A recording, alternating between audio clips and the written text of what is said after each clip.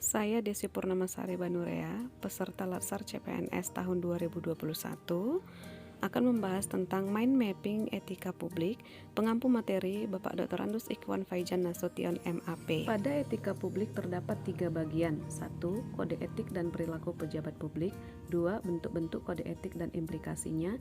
3. Aktualisasi etika ASN. Etika publik adalah refleksi tentang standar atau norma yang menentukan baik atau buruk, benar atau salah, tindakan dan keputusan untuk mengarahkan kebijakan publik dalam rangka menjalankan tanggung jawab dan pelayan publik. Kode etik dan perilaku pejabat publik akan dibahas 8 subbagian, yaitu pengertian etika, pengertian kode etik aparatur sipil negara, nilai-nilai dasar etika publik, definisi dan ruang lingkup etika publik, dimensi etika publik, tuntutan etika publik dan kompetensi, serta perilaku pejabat publik. Pengertian etika adalah refleksi atas baik atau buruk, benar atau salah yang harus dilakukan atau bagaimana melakukan yang baik atau benar. Aturan-aturan yang mengatur tingkah laku dalam suatu kelompok khusus, sudut pandangnya hanya ditujukan pada hal-hal prinsip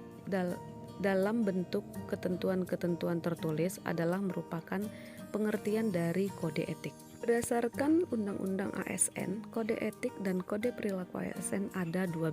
Sedangkan nilai-nilai dasar etika publik ada 14 poin. Dimensi dan ruang lingkup etika publik terdapat 3 fokus utama pelayan publik, yaitu pelayan publik yang berkualitas dan relevan. 2. Sisi dimensi reflektif. 3. Modalitas etika. Dimensi kualitas dan pelayan publik.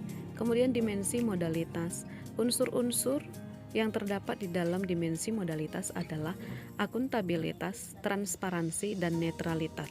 Yang kedua adalah bentuk-bentuk kode etik dan implikasinya. Etika dalam urusan publik. Dalam sebuah organisasi yang begitu besar seperti negara, para pejabat dan pegawai harus memahami betapa pentingnya kesamaan semangat dan perilaku yang produktif agar tujuan pelayan publik tercapai dengan baik.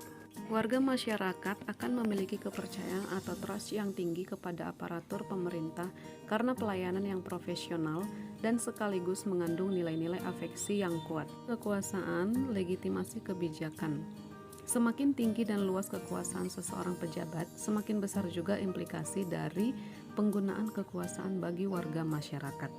Oleh sebab itu, azas etika publik mensyaratkan agar setiap bentuk kekuasaan pejabat dibatasi dengan norma etika maupun norma hukum. Kepentingan, sumber-sumber kode etik bagi aparatur sipil negara, dan implikasi kode etik dalam pelayanan publik. Bagian ketiga, kita akan membahas tentang aktualisasi etika ASN. Kompetensi dasar yang dapat dicapai dari pembelajaran ketiga ini, yakni peserta diharapkan dapat mengaktualisasikan nilai-nilai etika bukan hanya pada posisinya sebagai ASN, tetapi juga sebagai warga negara. Untuk mencapai kompetensi dasar tersebut, pada bagian ini ditampilkan berbagai kasus yang terkait dengan nilai-nilai etika publik. Contohnya adalah pemanfaatan sumber daya publik, yaitu penggunaan mobil dinas tidak pada jam kerja, absen sidik jari, menandatangani absen tidak pada jamnya, kemudian penerimaan tenaga honorer yang masih bersifat nepotisme, dan lain sebagainya. Masih banyak hal-hal yang dilakukan ASN tidak sesuai dengan etika. Sekian yang dapat saya sampaikan. Saya ucapkan terima kasih. Juah-juah lias ate.